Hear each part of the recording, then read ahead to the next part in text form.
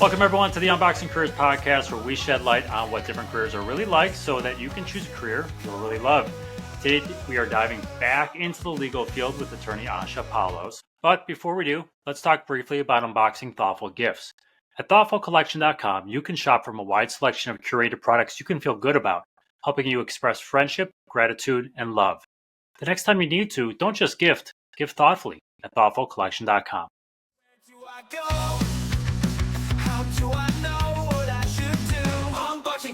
All right, I'd like to welcome to the show Asha Paulose, elder law and estate planning attorney for the law offices of Asha Paulose. So Asha, welcome to the podcast. Thank you for being here. Thanks so much for having me. It's a pleasure to have you. You're the second lawyer we've had on, so this will be fun. Different practice area. But I used to work with lawyers a lot, and my wife still does. So this is a industry that I have like the fringe benefits of enjoying. I actually like it a lot. So let's start with this. Good. Why don't Usually it's the opposite. People keep telling me I should have been a litigator when I was as a career, which tells you about my argument style. Let's start with this. Why don't you tell us a little bit about the types of law you practice, a little bit about the law firm. I'm assuming it's going to be the same types of law, but walk us through some basic level setting if you could, Asha.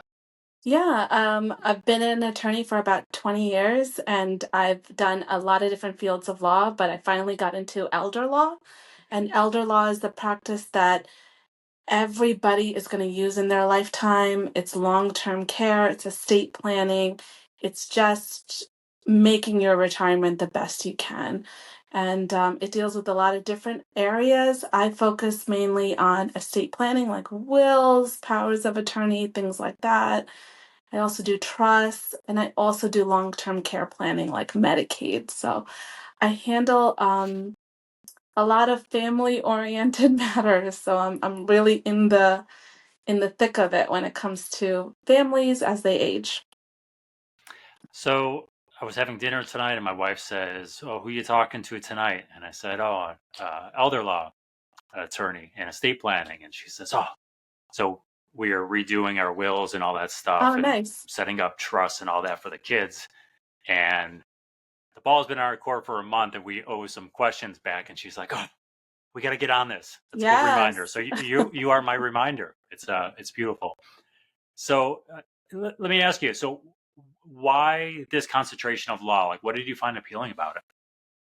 Yeah, I think after doing a ton of different areas of law, I find that elder law is an area of law where your empathy is welcomed, it's needed.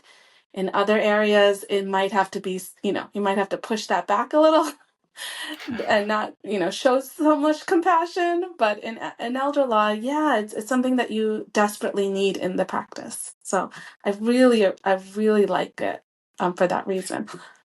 When did you discover that was the concentration you wanted to go into? Oh, y- if I now looking back on it, I feel like I was, kind of destined to do this, but I didn't even know it was like an area of practice really until maybe about 10 years ago. And I thought I should be doing wills and estate planning. Seemed like something that's important in my community. I'm first generation here. There's not a lot of experience with aging in our community, so I thought it would be a really good, practice to learn for even just my parents. And then I was volunteering somewhere, and somebody's email signature had their full professional title on it, and it said elder law attorney. So that's when I learned. I mean, this is literally 10 years ago, not in law school, not any other time. So it was just a random chance, and I spoke to him, and I asked him a ton of questions, and I thought, you know what, this sounds exactly what I want to do. But it was a lot of different tries to get there. So before I just started to do estate planning, wasn't for me. I didn't have the experience I needed. But then I this elder law practice kind of landed it on my lap. So Interesting. So you mentioned a few minutes ago you've been an attorney for almost 20 years. So what was your concentration? What type of law were you practicing for those first 10 years before you made the transition? yeah, I it's what everybody thinks when they go to law school. I'm gonna go to court and I'm gonna dress up like Ally McBeal and I'm gonna like scream and yell, in court all day. But I I went and interned for a public defender job, and then I loved the prosecutor side, so I jumped into that.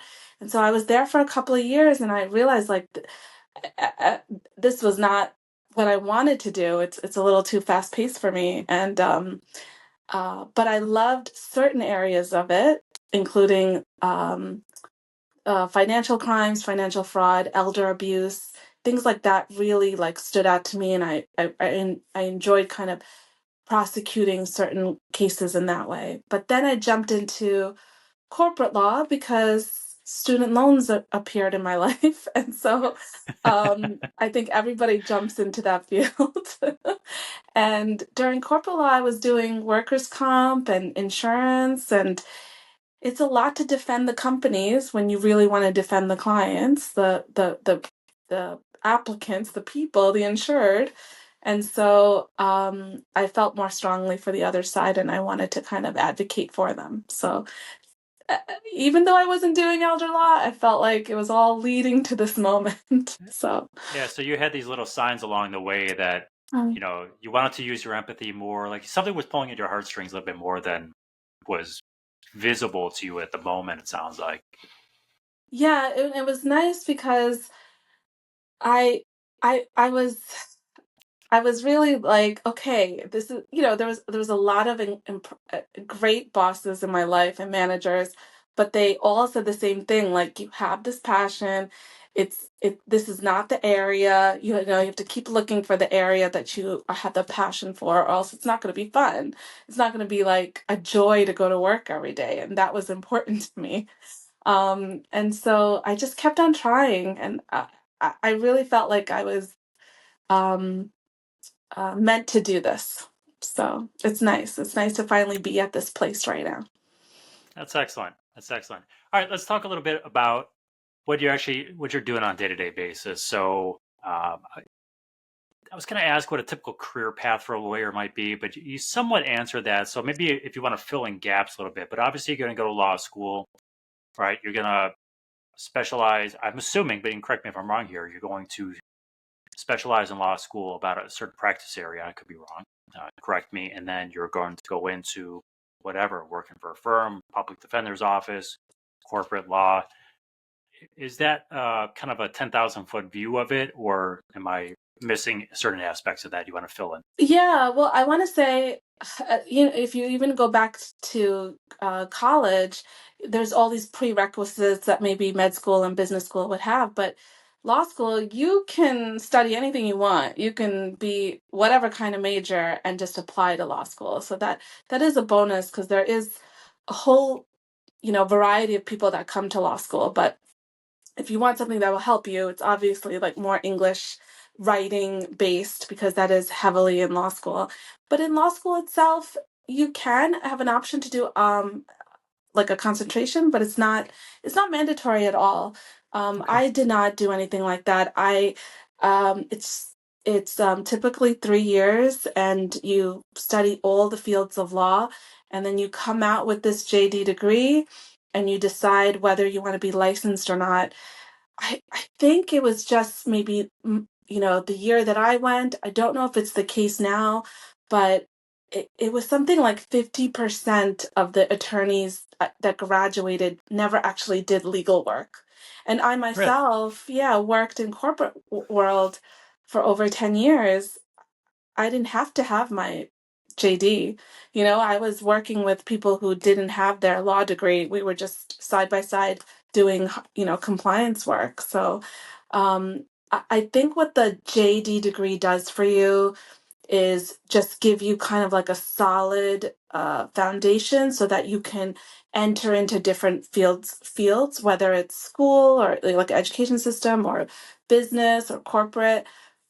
And bonus, you could be a lawyer and you can do those things too. You can work at a law firm and you can do it. But concentration wise, it's helpful. I find that everybody who kind of focuses on something ends up getting a job at that topic later, and so that's what happened to me. I interned because you're supposed to do an internship, and I did one, and then I just started working there right after. So um, yeah, I don't think you need a concentration, but after that you apply, you show off your experience, and hopefully someone hires you. Most of the time it's usually who you know, of course, but It seems to be a common theme. yes. Trying to find a way to phrase this. Maybe Yeah. it's not a difficult thing, but are there opportunities in law school typically that people can? I mean, you mentioned you're going to study different areas of law and just kind of like navigate to them, and you kind of settle where you settle if you want to. Maybe are there certain tips that you would provide to someone to say, okay, you tend to like business. Now, there's a lot of different things you could do with business, IP, business, corporate, whatever it might be. But are there tips that you might be able to offer for someone to say, hey, when you're in college and you think you have a general sense of, or law school, you have a general sense of what concentration you might want to go into? Are there things that person can generally do to kind of hammer down on it more without committing to something to figure out, yeah, I do like this or I don't like this? Yeah, I think, the first year of law school is the hardest. It's really concentrated on learning all the subjects. And then the second and third year, uh, uh, the law school that I went to, but typically in law schools, they'll have these, a semester where you could experience different things. Now, everybody's different. A lot of people I believe in environmental law, so I'm going to do that every semester. But my advice would be to try different things every time, because you're only going to learn, you're only going to benefit yourself when you're not so insular and like, so concentrated. So initially I chose, this was back when New York still had the death penalty. So I had chosen defense of death penalty cases. And so I thought, let me try something that I would never do, which is defend criminals. No way, I would never do that. And then it turned out to be so empowering. I had such a great experience. I actually ended up working in public defense, just regular um, day court, night court situations, traffic tickets, felonies. I I enjoyed it so much. If you asked me a month before that if I would ever do criminal defense, I would say, no way, that's crazy. I couldn't handle it. And it turned out to be such a joy, and it was so empowering to know, because it's hard to kind of just concentrate on one thing. So I, Yep. I would recommend to try something. It's school. Why not? Wonderful. All right, let's talk a little bit about your day to day. So I'm not going to ask day to day, but maybe break down like a typical week for you. How often are you meeting with clients? How much are you doing back end work, reading, writing? Kind of walk us through what it really looks like to be an elder law attorney. Yeah, so I used to work as an associate in an elder law firm. I feel like in that scenario, I was doing legal work from 9 to 5. But in now I'm a solo attorney with my own law firm. Sometimes I'm the janitor, sometimes I'm the accountant. So it's hard to describe as a solo firm owner, like the difference. But legally speaking, I'll have probably a few client calls, one consultation, which is like 1 hour with the family discussing their needs and issues. And then the rest of the time would be legal work, just after you speak to a client, you speak to them for about an hour. They're really just giving you so much information, and you have to parcel through everything. So, they're talking about diagnosis and illness and sickness, because maybe it's the first time they could finally tell somebody, hey, mom's sick and this is what she has. And, in like a neutral setting. But at the end of the day, I'm really just helping them with their legal work. So I have to kind of parcel through and see, let me see if mom can actually sign documents. Let me see if there's any family tensions. I have to deal with any sibling conflicts, and then let me see who's really the decision maker in the family to move through all this. And then I provide recommendations. I usually write a letter that takes me about a couple of hours to just explain everything about what I want them to do and why. And then another time I'll do document signings where I'll go to the person's home. Since I deal with like an elder population, I usually do house calls and I'll go over to them. And we'll have a document signing. They'll come in and we'll have everybody ready. I'll have my witness, notary, and we'll get everybody signed and ready to go.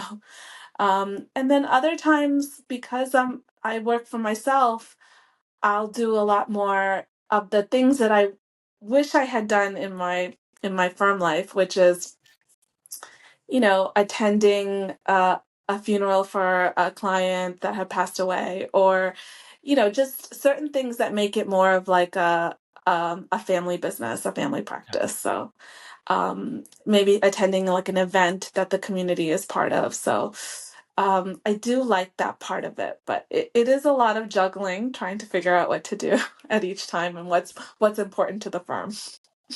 So I got a million questions here. Yeah. None of them are really going to segue that well, but so I'm going to have to jump around a little bit, which I guess is par for the course with me. You mentioned, I forgot that part. I'll come back to it. So why did you go into private practice versus going into working for another law firm? Yeah, I have been if again, this is another thing where if you asked me before, I would say there is no way I would work for myself. I am not that disciplined, and I don't think that's something that I can handle. Having a business, a firm, overhead responsibilities, all that. I just want to do legal work, and that's it. And then COVID happened, and I realized that people are more amenable to technology, Zoom calls and emails, especially the aging population. And so this could be an opportunity for me to let go of an office life, not having like the legal books behind me as I like practice law, like and have like a law firm, like a brick and mortar location. That those are the things that kind of made me a little nervous about creating a business. But after COVID, I realized like I could run a virtual practice and still help the people that I want to, and have people from not just my town that I live in, because it's not brick and mortar anymore, it's a virtual firm, and I could live anywhere and help whoever needed my help at the time. So it like changed my perception of a business owner and what the responsibilities would entail. And yeah, it just made the approach that much more easier to handle. Very good. And to follow up on that as well, work-life balance. So this is going to vary based on type of law you practice, kind of client load and stuff like that. But maybe going from the corporate world to your own law firm, you just mentioned some of the things you do, right? Hey, I get to go to community events that maybe I didn't have time for before, but you're also doing the books, you're responding to the admin side of emails, right? You're the janitor time. So has your work-life balance improved? Is it a little bit worse, but the trade-off is good, or is it about the same, but just things are juggled differently? Oh no, it has improved, 1,000,000%. It is incredible. The things that I thought I would enjoy about working for myself, it's there, but there's just so much more that I didn't realize is just it's for me. I know it's not for everybody. And again, if you asked me years ago, I'd be like, I need a steady paycheck. I need someone telling me what to do. I need to checklist and, make it happen and then say goodbye at 5 p.m. I just want to like not even consider anything and have that weight on my shoulders. But it is when it's so cliche, but when you're doing something that you absolutely enjoy and love, like there is no like dread. There's no Monday morning dread or anything like that. And then there's things that I didn't even know was such a perk. The biggest perk, and I don't know if it's just my temperament and like my brain compared to others, but I would, and I know my ex-employees would definitely agree with me that when I would walk in at 9 a.m., it's like such a journey to get to the office. It's like I'm already late. Had to put the kid to school. I had to do this and that. And the minute I get there, it's like so much has to be done to get to an office by 9 a.m. And then I would I would be so controlled by the personalities of everyone around me. So somebody was not happy that day, I would just be so worried about them and not focused on my work. Or if somebody was just wanting to gab all day and just happy, I would just want to talk to them and just enjoy their joy. And I would be extremely distracted all day. And no matter what, it would stop me from being productive. And so now when I start work at 8, I am working until 3.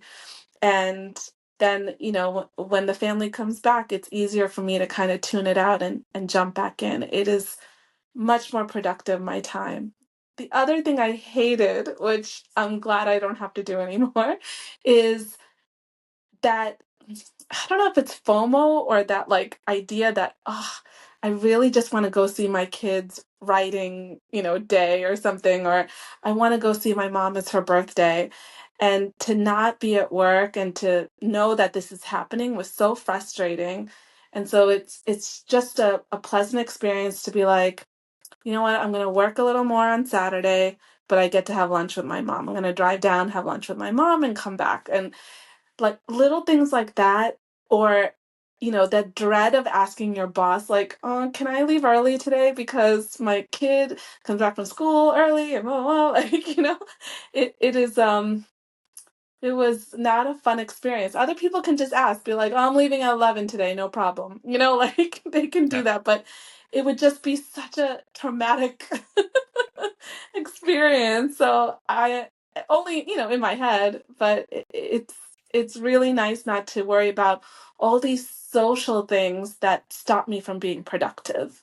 Yeah. It's a really good answer. You could see your empathy coming through, but I think, I mean, to be scared to leave early, right? It just shows a level of commitment, like you're committed to the organization, right? If you're going to be there, Oh, so I think it's don't be scared, but it's a good reflection on you, I think, character wise. yeah. So I think I really enjoyed the experiences I had working for the government and working for corporate life. It was all just like an interesting experience, but I knew in each place, like, this is not for me. Like, like I knew there was something else that I should be doing. And I didn't know it was this, but, it's really changed my day to day. yeah, that's great. So you mentioned some of the things you like most about your current career. So how about something you like the least about your current setup? You mentioned some of the things you didn't like about corporate world and stuff like that, but right now, doing what you're doing, what do you like least? Oh, yeah. Well, my friend, she had done her solo practice a couple of years ago, and she said, if there's things you don't like, you can outsource it. You just have to like keep on going, and you can outsource some of it. For example, I didn't like doing the books every week. It was just like a lot for me to like, brain power to use on a Friday afternoon when I could be doing other things for the clients. And outsourcing that was the first thing I did. So it made things a lot easier. But when you say not like, I think 20 years in, if you're an attorney, um there are perks about being in a big law firm that you may not experience as a solo, and one of them is just the pampering of it all, like being in that corner office, having like legal associate minions to do all your case law and to do all your writing. Yeah, that's kind of nice. So I am missing all that. And I have to do the kind of the nitty-gritty receptionist stuff, which I don't like sometimes, like um, calendaring or just doing things like that that I know that I'm not I'm not the best at. So that stuff I would rather outsource. But my friend always said, hey, if you don't like it, just work harder and you can outsource it. It's good advice. Good Yeah, yeah. advice. Uh, are there any essential skills that you think someone should possess to be a good lawyer, whether it's in elder law, corporate law, whatever? But is there something that you always look at and go, you know what, good lawyer's got to have that? Yeah, I think just spotting the issue and you know, um, in every field that I worked in, it's like if it's a document, you're looking at all, the inside of these four corners and looking for the issue. And it might be written all over there, there might be flowery language the whole time, but that one sentence you can spot it. Same thing when a client comes to you, they're going to be talking about everything but what the concern is, and you have to spot it immediately. And I think even when I worked as a DA, that case file will be thick or super thin. The police record will have a ton of stuff or nothing at all. But at the end of the day, you have to look through it, open it up, and understand what the issue is, like what actually happened. So I think it can even be found in like, like I remember I took this English class in high school and it was like a poetry class. And I remember just being able to understand what they were trying to say, like, and just really focus zoning in on, okay, this is what they meant, and just trying to. So I think that's a quality that's helped me throughout these years. Yes, it's good to debate, and if you want to, if you're a good litigator, like you said, well, then you're going to go into litigation, but there are definitely that's maybe 20% of legal world, and there are so many other places out there where you are sitting at a desk reading files all day and maybe not speaking to a soul. So your personality kind of kind of gears you into which kind of law you want to practice. Excellent. So you mentioned high school. Let's actually stick on high school, and which I guess will extend to the college as well. Either looking back now or just advice for people who are younger that either think they want to go into the legal field or maybe have an inkling they might want to, don't really know for sure. Any tips you might be able to offer them for things that either they could do to prepare themselves or that will translate if they ever do become a lawyer? Like, hey, you'll be glad you did this in high school or college. Yeah, I mean, I knew I wanted to be a lawyer for such a young age, and I feel like I did all the things that I, you know, that took all the classes I needed to get to that phase, but I still was very cautious. So I became a business major just in case law school didn't work out. I could work in business, or I would always just kind of find a door number two if needed. However, even though I felt like I was very prepared for law school, I think the two things I wish I did, number one is I think that I wish there was more writing in my life. And um, I think it just gives you so much power if you can write really well. And I think I lacked that growing up. I was focused on technology and computer science and things like that. And the writing can really command a room when you know how to, and it doesn't frighten you. So I think that's one. And I also wish, I think I coasted a lot in school because I understood the assignment, like I knew how to do certain things. However, in law school is when I realized, oh my God, I need to learn how to study. I need to learn how to organize my thoughts and figure out what to do. And it was a different way of thinking, a different way of learning in law school. And if I kind of if I kind of learned different tools on how to study well beforehand, it would have helped me. So, how do you figure that out? I don't know. So I was just going to ask. I'm Yeah, like, I are there know. it just comes to you one day, right? I You know. mentioned you knew you wanted to be. Oh yeah, go I just think TikTok has everything. You're right. ahead. Everything but me.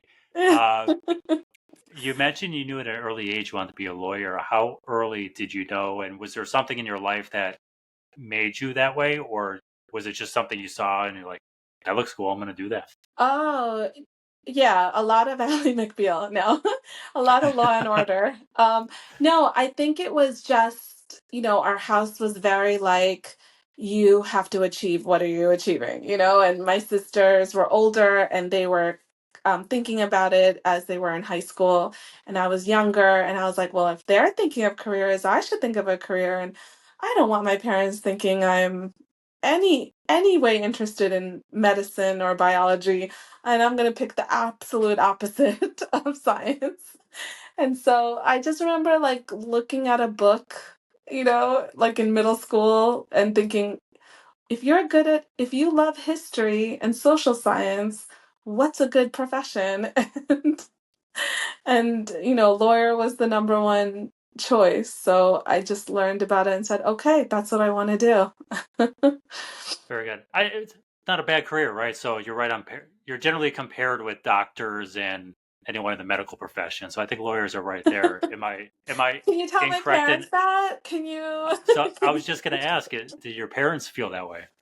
Yeah, I think growing up, my parents were a little weary. I think they were old fashioned at the time, and they thought, well, that's more of like a like an angry debater kind of Uh, person, like definitely a man, like just things that they didn't see me like when they thought of a lawyer or an attorney. And I think that has definitely changed over the 20 years. So they're not too worried anymore. And recently, when I started my own firm, I've really, um, I've helped their friends and their community, so they're even more like just genuinely happy for me. well, now they're showing you off to their friends, you know. Exactly, exactly.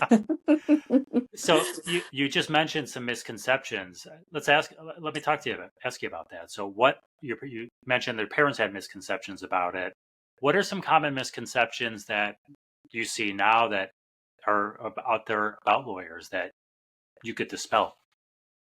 Oh yeah, I mean, just to be so sneaky and like lying all the time, like none of that, this evil corporate situation or villain-like thing is not.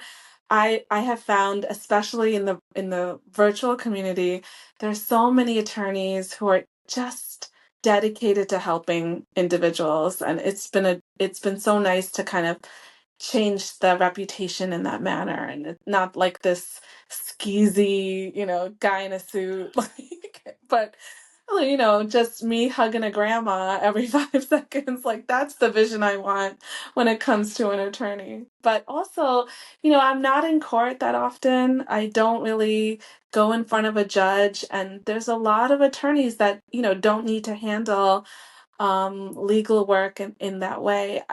I'll go maybe a couple of times a year to court, but I'm usually the typical attorney now, post COVID. I think we would look more, instead of a suit in court screaming, it's more like, you know, comfy clothes with a tea next to a grandma hugging them. Like that's the image I want people to.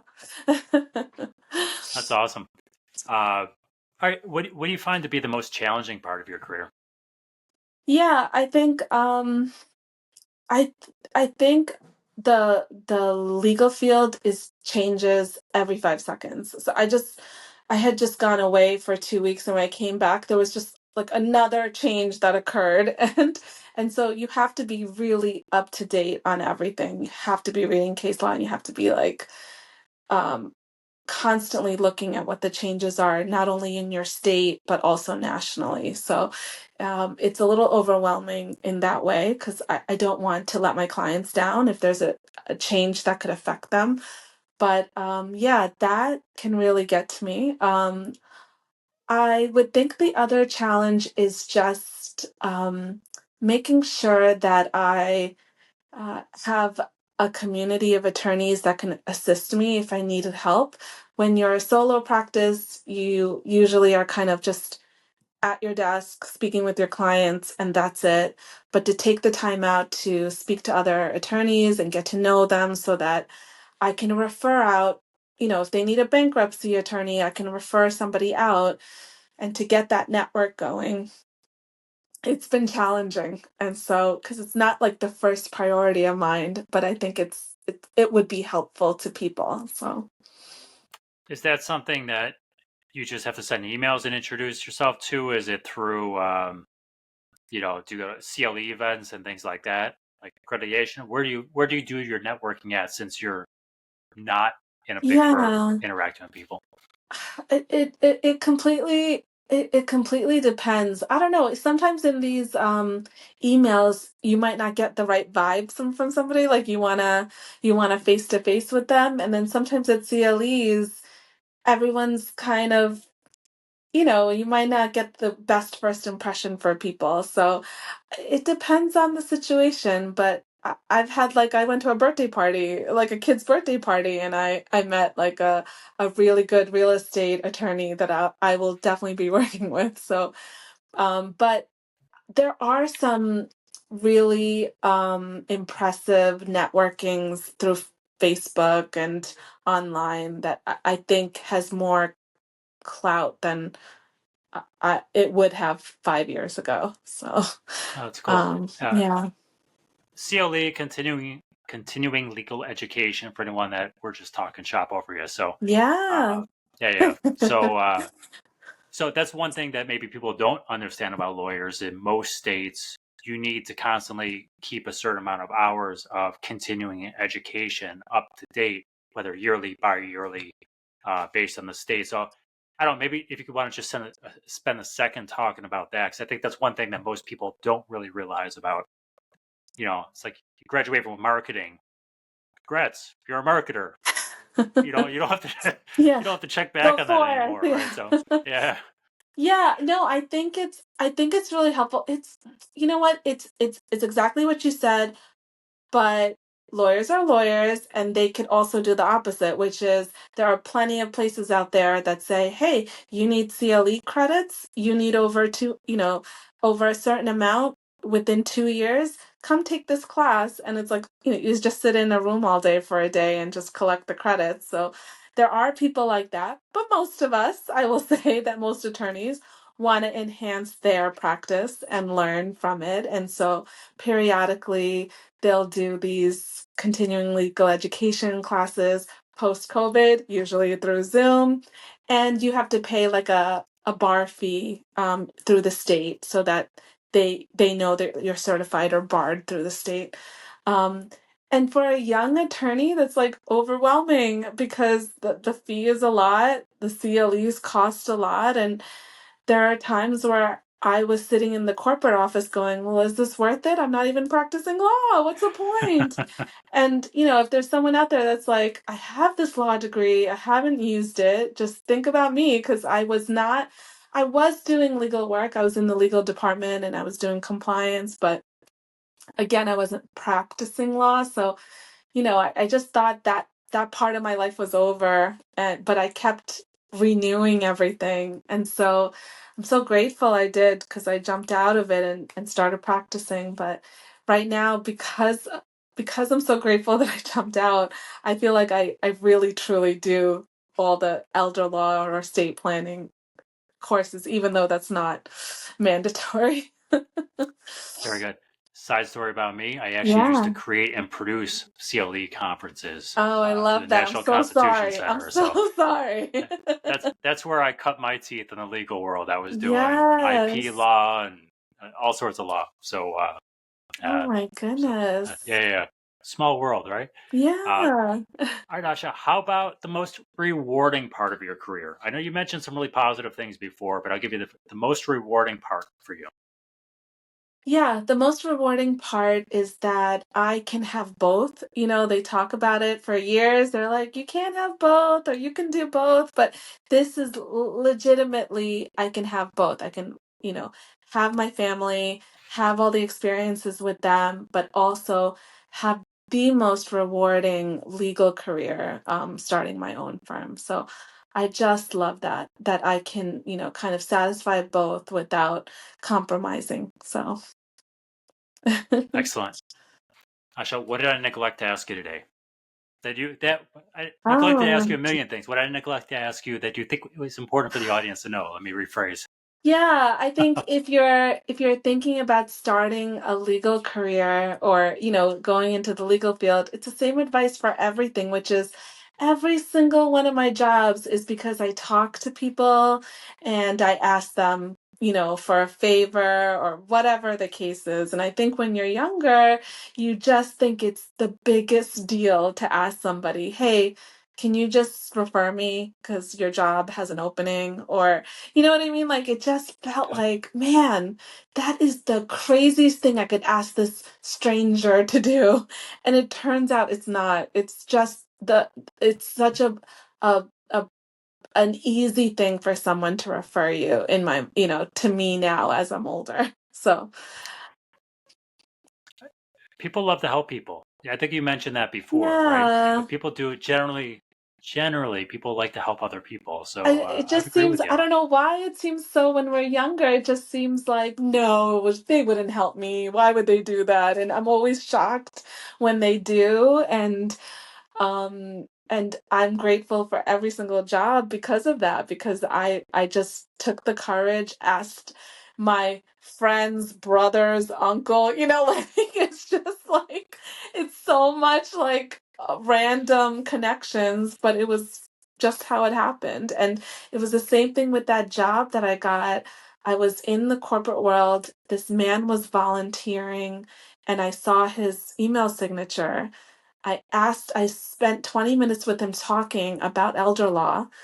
The week later, he comes to me and says, why don't you just come work for me? And then I started working for this man, and it was the best thing he ever did and the best thing I ever did. Like, hopefully, I was a blessing for him as well. But I'm just saying, like, people just take chances on you, and it's great. It's a good feeling. I have multiple of those stories as well. I'll save them for Yeah. offline or a different time here, Yeah. not to bore the audience. But I think it's wonderful advice. So thank you for sharing that. All right, I'm going to ask you a question. I'm going to wind up pulling something else off the table, though. So I'm going to ask you to choose a different career. Can't be anything in the legal profession. I'm Uh, pulling medical off the realm too, because I know you mentioned your parents were pushing in the medical side there. So what do you think you'd be happy with if you had to change careers? Oh, 100%. 100%. I would be like a historian. I would be doing a deep dive on some random, you know, Revolutionary War, like this guy, and like going on PBS and like just nerding out about everything that he's ever done. Like that's what I would have been doing because that would have been my passion. Yeah, yeah, Awesome. First historian answer. I love it. Oh, this is great. Well, Asha, thank you for your time today. It was a pleasure having you. If someone wants to reach out to you, ask you questions, find out more about your firm, what's a good way for them to contact you? Oh, everything is on my website, ashapaulos.com. Perfect. We'll link it in the show description. So Thank if you. you need help spelling it or whatever, it's down there also on the website. So Asha Paulose, everyone, elder law and estate planning attorney for the law offices in Asha Paulose. Hope you learned something today. Be sure to like, rate, review the podcast, share with friends if you're so inclined. If you want to explore other careers or share yours with us, check out our website for more information. And until next time, be kind to one another. You go Bills. Unboxing careers, unboxing